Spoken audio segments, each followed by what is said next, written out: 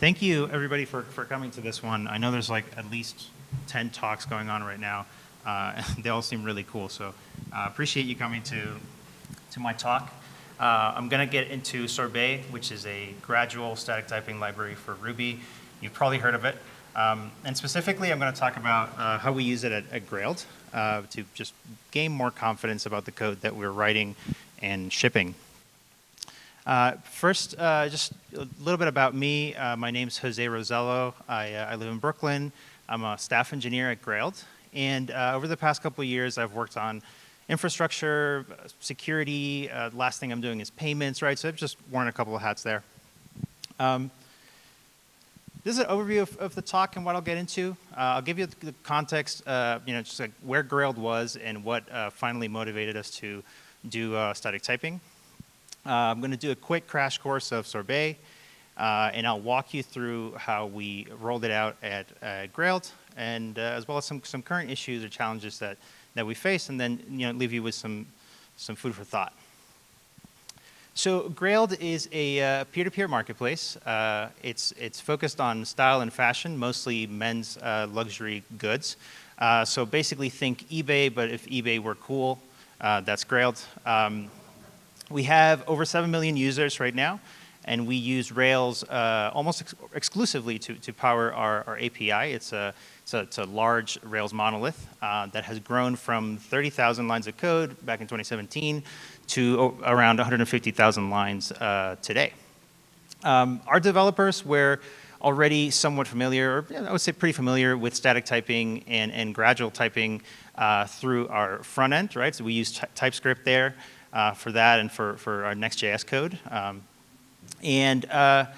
The last line I have here, it's a bit of an exaggeration, but it truly was motivated by an engineer who was tired of shipping null pointer exceptions and subtle type issues, and so he figured this would be a good exploration, see if it solved those problems. So why static typing in Ruby to begin with? And I think the big thing for me here is feeling confident around refactoring and feeling confident, about the changes that you make, right? So Ruby being dynamically typed, let's say you want to refactor a method, maybe you get lucky and the method is like very uniquely named, and you like grep around the code and you find all of the instances that invoke your method and you change it and it's all good, right? But what if your method is called like new or call or some other name that's shared among a bunch of namespaces, right? You have to get really good at grepping. You have to really inspect the call site and understand what's happening. And I already sort of predict in the back of your heads, you're thinking, well, we have unit tests for these things, right? If I change a thing and forget to change it somewhere else, my test should break. But those are sort of, they're subject to humans, right? And they're subject to the quality of your unit tests.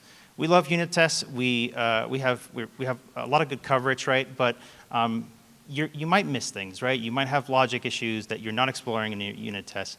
And a common example I can think of is we use Rails. We use Active Record a lot, and it's not unusual for you to just go deep and exploring sort of Active Record relations and making all sorts of assumptions about data being there or not being there, right? So that's an easy way for null pointers to sneak in and break your code.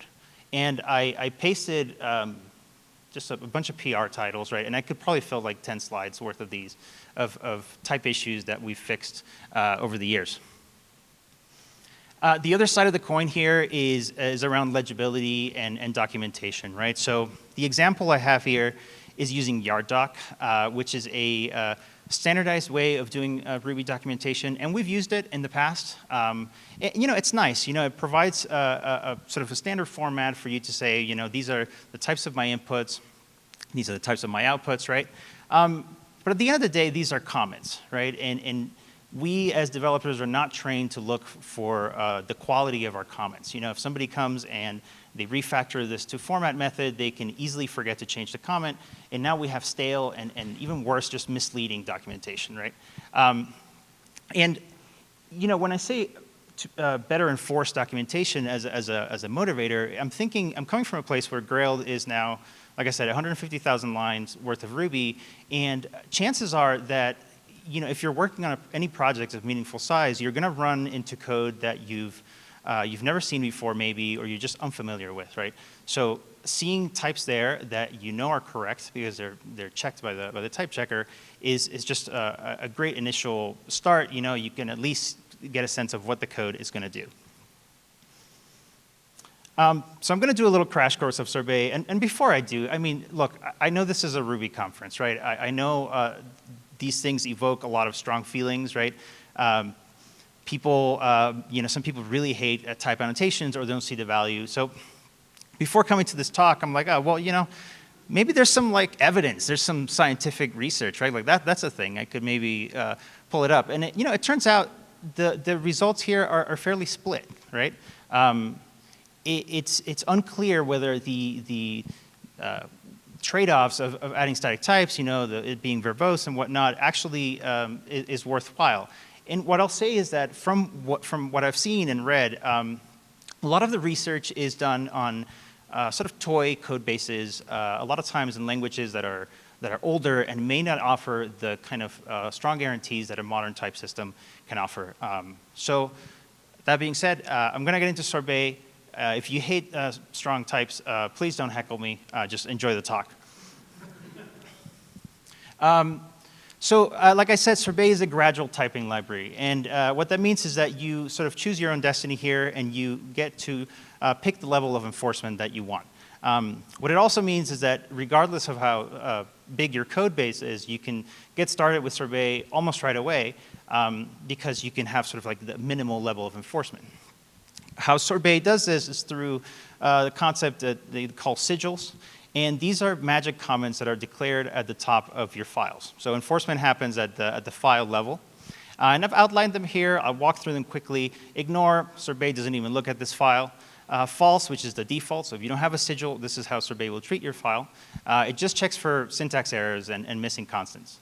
Then there's type true, which does everything that false does, but it also checks that the methods that you're invoking exist, and it checks that you're passing the right number of arguments, and if you have statically typed signatures in your file, it'll check those as well. Strict means that every single method and constant that you have in your file has to be statically declared. The types have to be statically declared. Strong is sort of like the ultimate level of this, and you know there's limited support for this because what this says is that any call that you're making within that file has to invoke code that is also typed, right? Sorbet itself has sort of limited support for this, and you know we don't really try to get to this level. So we aim to have true for existing files, and any new code that we write, we try to make it strict. Here's an example of a Sorbet signature, and if you've never seen, this is the first time you see a Sorbet signature, you probably think that this looks kind of hideous, right? If you've worked with other languages, usually type annotations are just a lot, they're elegant, right? And you can sort of read them off. So why is it like this, right? You may also notice that this is also valid Ruby code. And that turns out to be a pretty powerful thing. It means that you don't have to transpile this. There's no like 5-minute build time TypeScript kind of thing. And you can just kind of ship this code to production as this, right? This is valid Ruby. What it also allows Sorbet to do is to perform runtime checks. And I'll get into that in a second. But just, you know, so you see this example. There's a method called committed, and it returns a Boolean. We're telling it that, we're declaring that it returns a Boolean. Here's a bit of contrast between the two of the levels of typing, right? There's true on the left over here, and that's it's just normal Ruby code. All we know is that Sorbet is just ensuring that any constant or method that you're referencing there actually exists. And over on the right, we have a strictly typed one. We have declared every single constant, and we have declared the types for watermark as well. I'll point out just a funny syntax there. It's pretty self-explanatory, but like, you know, photographers, for example, we're saying this is a hash that takes in symbol as keys and returns string as values, for example. And let me go back to runtime checks, right? I think this is really, really important, I think, especially for gradual typing systems, right? Because what you end up running into, by definition, is you'll have code that is untyped, and then you'll have code that is typed, And the code that is untyped will inevitably invoke the code that is typed. Now, statically, Sorbet can't tell you anything about this, right? Your untyped code can pass the wrong parameters, right, the wrong types to your typed code, and it won't know any better, right? But it does know at runtime. If Sorbet sees that the wrong types are being passed to your type method at runtime, it by default raises an exception and says, hey, this is not the type that I expected. At Grailed, we don't treat these things as exceptions, so you can customize this behavior, right? And we don't treat it as an exception because a lot of times what we've observed is that these types of errors usually happen when you're adding types retroactively to old code, right? And so you as a developer, this is your best effort, let's try to type this old code, you make a mistake, and you don't want to punish yourself, you don't want to punish yourself in production for that, right? So by not treating them as an exception, we don't do it. But what we do is we alert ourselves through a Slack channel, So we've added types to some old code. We get a Slack alert that says, hey, this code that you have typed is receiving the wrong inputs, and then we can go and correct it. So this is a win-win for us, right? We've learned a lot about our code, we've added types in the process, and we never broke production. So I've been talking about typing your own code, and that's awesome, that's great, right? But what about your dependencies? What about code that is not actually written in text, right? Dynamic code. Sorbet's answer to these things is the RBI, or the Ruby interface file. And all an RBI is declarations of classes and methods and constants. And I'll show you an example soon, but it's essentially a skeleton of code. There's no actual body in these things, right? And in the case of gems, Sorbet will inspect your gem code, and it will generate these code skeletons that basically have the same declarations that it can find in your gems. And it's not obvious why that is, right? Why can't Sorbet just inspect the gems themselves? Why does it need to sort of make these separate definitions, right? These skeletons. And there's two good reasons that I know of, right? One, Sorbet aims to be really, really fast. It is really, really fast. And having it inspect the entire body of your gems will probably slow it down. And the second one is more practical, right? If Sorbet detects a type error or an issue in your gems, you're not left with much of a choice there. You have to go and edit the gem code or fix some type definition in your gem. So it's not really all that practical. And the RBI is its answer to that, right? Let me walk you through an example for this one. So this is pry. This is a debugger that you're probably all familiar with. And this is what Sorbet has generated after inspecting your gems, right? Here's sort of the overall structure of the class, and here's some methods, right? And it doesn't know anything about the types, right? This is the best that it can do. It knows that there's methods. It knows that there's some arguments that you have to pass. But that's the best it can do when generating these things, right?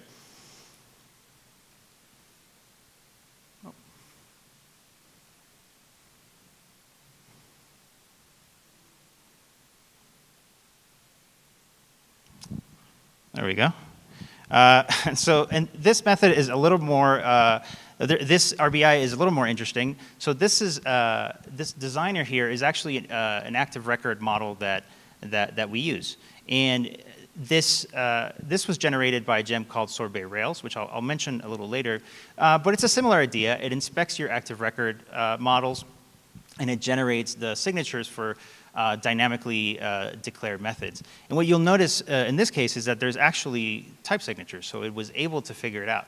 And it can do so because Active Record already knows about these types, right? It's already doing that work, translating your database columns to Ruby types. So the generator, it can be smarter about it.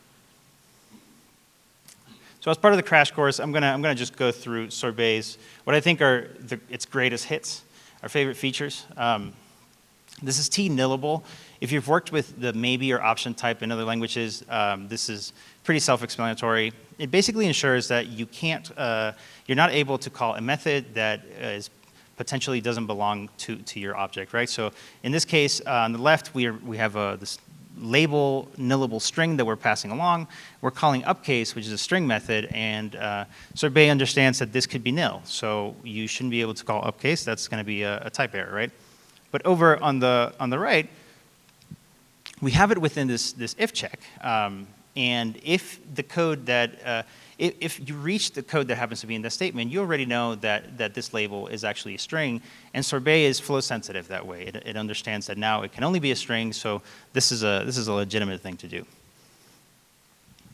And it leverages that sort of flow sensitive behavior to perform exhaustiveness checking as well. And there's a little bit of code going on here, but I'll do my best to walk you through it. And by the way, this is all fake. This is not like real Grailed code, just in case you're wondering. But this fee here on the right is an enum. Again, if you've seen them in other languages, it's just defining a limited set of values, right? So fee here can be none, it can be a standard fee, it can be a new member fee. And over on the left, we have a method that's receiving this fee, and it wants to do different things depending on what the value of fee is, right? Now you'll see that absurd, the T absurd line there at the bottom, and what that's telling Sorbet is that if that line is reachable code, we have a type issue. So what that means is that as it is now, when we're checking all of the values that fee could take, this is unreachable, so this type checks. But if I were to remove fee.none or fee none, this would raise the type error. And where the value here is, if you're working with an enum and you're adding a new possibility to it, and it's very, very important that the callers understand how to handle these things separately, it means that if we add a new fee here, you would have to go and handle the various call sites, right? So we use this a lot for payments errors, where it's really important that we handle all the possibilities, usually in different ways. So adding a new error means having to go to the call sites, and the type checker is letting us know, hey, there's some unhandled possibility here. This is tstruct. This is a utility class that ships with Sorbet. And all it is a data vessel that you have to declare fields and types for. And optionally, you can make these fields immutable. And this is awesome. I mean, we have used this to refactor a bunch of APIs that previously used hashes. Hashes, there's all sorts of defensive coding that you have to come up with. Does the value exist? Is the type that I expect, right? Whereas here, it's very clear what kind of data you're working with. And it's also, self-documenting, right? So this is definitely something we've been using a lot. One of the more unfortunate things about the Ruby language, in my opinion, is that of implicit returns. It can lead to some very succinct code. It looks very nice, but it also leads to a lot of accidents. You may accidentally change the return of your function, or you may just be returning a thing that you don't want anybody else to see. And what this void return type does is prevent that entirely, right? So this is documenting that this method, send messages here, is only important because of its side effects. It doesn't matter what it returns. We don't even care, right? And on top of that, Sorbet actually ensures that the return value of this method is actually overridden at runtime. It returns a special void object. So even if you wanted to use it, you can't. You have this. The caller has to basically. It would be a type error, right? You'd have to interact with this like void object. That doesn't really make sense. Let me walk you through the rollout process. The initial steps are actually quite easy. There's a couple of utilities that Sorbet ships with, and the first step is just generating the RBIs that I mentioned earlier for your gems. You can start running the checks almost right away, and you'll notice that a bunch of things break. For us, we had some dynamic imports all over the code. Sorbet didn't like that. It actually immediately found undefined constants from like dead code, so the value was just already jumping at us from the first day. And Rails being sort of like such a dynamic magic framework, it had a lot of issues with that as well. And there's answers though. We figured out. So Sorbet Rails is a gem that basically helps you overcome a lot of these Rails challenges, and it creates RBIs for all the dynamic methods that Rails generates for you, especially in our case for active record models. I mentioned that Sorbet has tooling to generate RBIs for your gems. However, we've used Tapioca, which is a Shopify tool. It's a similar purpose, but we find it friendlier to work with and just easier to customize in general. If you use RubyConf, the Ruby linter, there's an add-on for that we enjoy. It helps us enforce that sigils are declared on top of files. And sort of in concert with that, there's another tool by Shopify called Spoon that allows you to auto-bump the strictness of a file if it knows that there's no issues, right? So it can go from false to true if it knows that that's not going to cause any typing issues. It also has some reporting facilities as well, which I'll actually show you next slide. But once you have your initial steps and your initial setup out of the way, the big thing for us was evangelizing Sorbet, talking to people, and just eventually getting to the point where we could enforce it, right? So thankfully for us, everybody was very curious and sort of, I think a lot of us just like types in general and like working in a strongly typed environment. So, people asked questions, we had a couple of presentations, and a few weeks went by, and we eventually just decided, hey, we might as well just start enforcing this on CI now that we're down to 0 errors. And if people run into issues, tell them to reach out to us. And if it goes really badly, we'll just revert and not do this. But thankfully, it never got to that. And people really started adopting Sorbet and started typing their code fairly proactively. And the stats I have here are generated by the Spoon tool I mentioned. And the sigils graph is basically, the headline there is that only 8% of our code files remain type false. And 70% of the calls that we make are invoking code that is typed. So we've come a long way. We still have a long way to go, though. That's where we are today. This is sort of a more advanced example, but I'm sure everybody has some kind of dynamic code that they've used themselves, or they sort of created for their own code base. And this is an example from ours that we had to sort of figure out, right? But we have these concepts of service objects around our code, and if you haven't heard of these, it's usually just the idea that you want to encapsulate any sort of complex business logic or things that usually have side effects, right? And the protocol that we use, the interface that we use for these things is just having an initializer, take some params, and then there's a single public method called call, and that's that, right? And because it's usually invoked as in, service object.new.call, it's a kind of boilerplate, right? And so we like to just have this helper here on the right that we included to just be able to call a service object with a class method call instead. Pretty harmless, right? But of course, Sorbet absolutely hates this, right? This is some dynamic thing. We don't have types. How can it possibly know?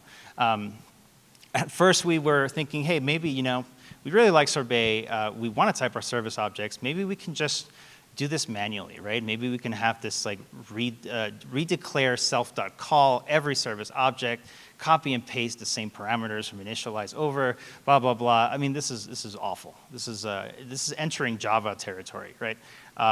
So we wanted to sort of avoid this entirely, and I've sort of hinted at how Sorbet likes to approach these things, right? You want to make some RBI. You want a tool to be able to generate the RBIs for you. As humans, we know what to do. We know that we just have to take the parameters from our initialize, right, and sort of declare this like new class method call that takes in those parameters and returns whatever the instance method call returns, right? And so after looking into it, it turns out the tooling is not that complicated. We used a library called Parlour, which is what Sorbet Rails actually uses under the hood to generate its own RBIs. And the code here is surprisingly legible, I think. All this is doing is going through the source code of our service objects. It's inspecting to see if there's an initialize method declared, if there's a call method declared. And if it does find them, it'll create an RBI that has the class method call with the input parameters that initialize takes and with the return type that the call instance method does, right? So we package this thing into a rake task, and we run it, and suddenly we have RBIs for all of our service objects with our our helper self.call method, right? Very cool, very powerful. Like I said, we had to remove a bunch of dynamic imports. We used a library called dry monads before, which is honestly probably worth another like 30, it's like another 30-minute talk just to talk about that library. So I'm not gonna get into it too much, but it clashed a lot with Sorbet, and we found ourselves not needing it as much. You know, we had sought out something to get stronger guarantees in our code, and we were using this dry monads library, and it turned out that we were able to basically replace all of it, more or less, with constructs from Sorbet. And this is an example. If you're not familiar with the result monad, it's basically a vessel that either has the value that you're interested in or some sort of error, and I'm really simplifying it. But the idea here from this example is that we have an error type, and I'm introducing a little bit of new syntax there. It's an alias that the error type could be either an invalid permissions error or a no listing error. And then the function below returns either a listing, which is what we're interested in, or one of the error types, right? And over on the right, the caller is now forced to inspect that, you know, am I getting back a listing or am I getting back some kind of error type, right? And where this shines, right, versus having just like a begin rescue block is in places where you really want the caller to deal with the consequences of an error, right? And I hate to use payments code as an example twice, but it's all I've been looking at the past month. And we use it there for similar reasons, right? There are some errors that we really need to handle in a specific way.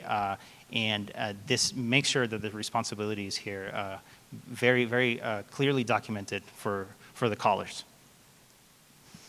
I crammed all of our challenges here, and it makes it look way worse than it is.